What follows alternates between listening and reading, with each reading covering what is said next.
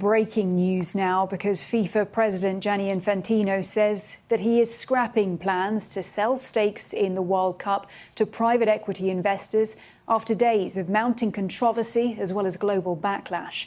Well, moments ago, Infantino released a statement saying, quote, "Having listened carefully to all the views, it's become clear that the project has created divisions of a nature that, regardless of the level of support, are no longer in the interest of the objective set out in the first place. Our purpose has always been and will always be to unite and improve. As a result, this proposal will not proceed." Now, this follows a chorus of condemnation from international football bodies, most recently the Asian Football Confederation and CONCACAF, which oversees North and Central American and Caribbean football, that weighed in to criticise the proposals. Well, kicking off the storm of criticism on Thursday was UEFA, European football's governing body, which threatened to boycott the 2030 Men's World Cup if Infantino went ahead with his private investment plans. Now, the lead investor, that would have been a venture capital firm founded by Joshua Kushner, the brother of Jared Kushner, US President Donald Trump's son-in-law. Well, let's go straight now to James Franey, New York Post reporter, who was the first reporter to break this story. Very good to have you with us this evening, James. You were reporting that FIFA is scrapping those World Cup plans. What more can you tell us? Well, I think, Helena, this was a question of politics really killing this deal. The numbers simply didn't add up.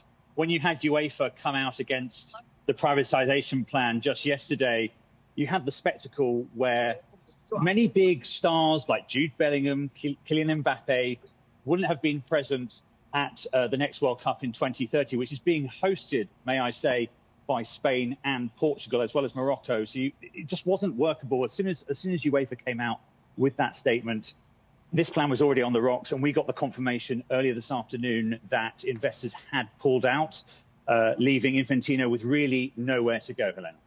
James, tell us more about that. What did your sources tell you about how this collapsed, essentially? Indeed. So we spoke to many people across European soccer federations, Wall Street investors. This was really, as I've just said in my previous answer, a question of optics. No one would dispute that the game of soccer, or football as you call it on the BBC, is all about making money. We know that from the Premier League. We know that from the UEFA Champions League. But the way that FIFA went about it is what basically killed this deal dead on arrival. The clubs, the federations, the fans, it was just the global outcry against Infantino's plan, with, may I say, his own number two saying he wasn't even aware of it. It just left him really with no choice just to fold, as he did in this statement just 1 hour ago that he released. I think the question now is what this means for Infantino's leadership of FIFA. Can he go on, or will there be some kind of leadership challenge at the next presidential election, Helena? And what is the sense that you've been getting on that front as you've been speaking to different people about, the level of confidence or discontent with his leadership in light of this? As you've seen from the statements that have come out from federations across the course of the day, this is almost universal. As I said in my first answer, when UEFA came out with that statement that they weren't going to be present at the next 2030 World Cup, it was really already game over, I would say. You also had CONCACAF follow up with that, saying, even the US national federation saying that this really wasn't what they were going to support. I don't know, frankly, based on my reporting, who could challenge Infantino at this point. But it's fair to say that his leadership is in crisis tonight.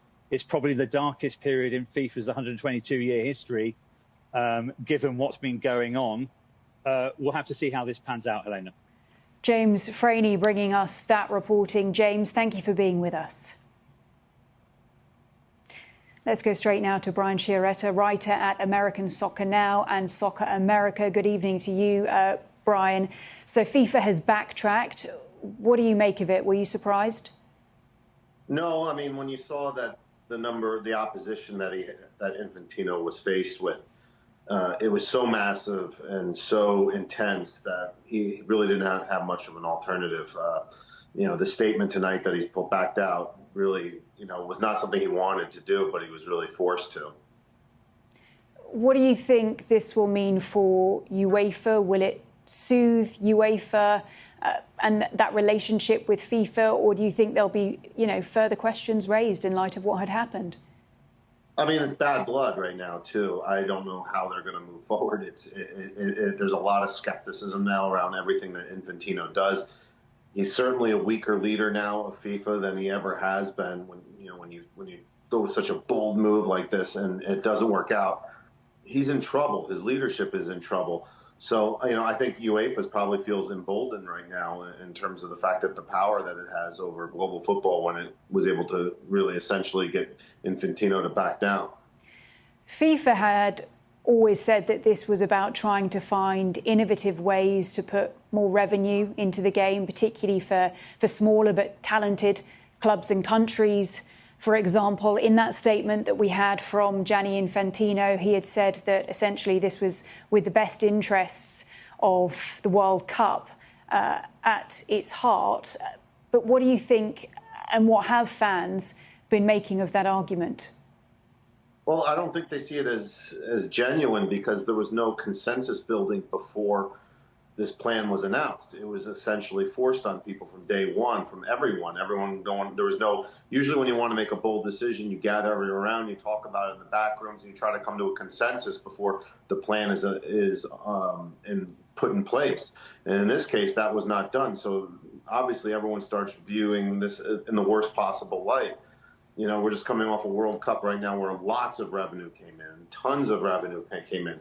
So why wasn't that not enough to meet FIFA's objectives, too? Like, you just don't have these kind of answers. But the whole way around that Infantino went about this, just by himself, it was almost like he was a dictator here, enforcing, just coming up with a plan and implementing it. No one trusted him.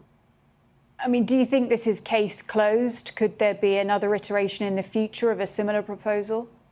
The only way it comes around is if there's, like I said before, lots of consensus building, talking beforehand, where everyone's on board before the plan is announced and stuff like that. I mean, you have to have a lot of backing in the back room, and lots of planning has to go in and incorporating a lot of different viewpoints so no one feels left out. So everyone knows what's going on before this is thrown at them. So if it comes around again, it's going to be handled in a very, very different way. It's not going to be just forced on everybody. And it's early next year, if I'm not mistaken, that Gianni Infantino is up for re-election, currently running unopposed. A lot of conversation about whether there will be now other candidates. Do you think he can hold on? Can he weather this? Can he survive?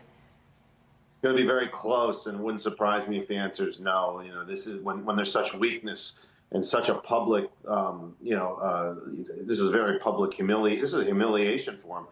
It's very tough to survive these kind of things, too. So I'm sure other people are going to emerge to try to challenge us, or he might just step aside. I don't know how it's going to happen, but, we're going to learn a lot very soon. It's too early for me to predict exactly because I'm still unraveling this myself. Yeah. But I think there's real weakness and there's real opportunity for change.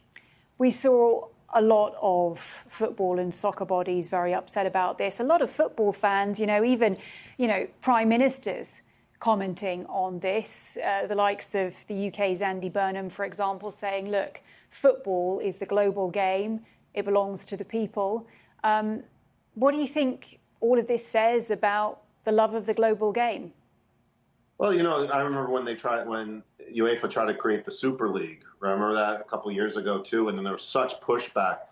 It's really kind of healthy when the fans are able to, to become united in a way in a game that's built on rivalries, intense rivalries, where everyone kind of unites when they feel like the interests aren't being taken in the game's best at heart, and people aren't operating in the game's best interest. I've seen it before. We'll see it again, and that was the case this time around. So really shows you that people have a lot of power in this when the emotions become so opposed to anything thrown in their face that they don't want. Brian Sciaretta there, writer at American Soccer Now. Really good to have your take on this breaking news story. Thank you. Thank you.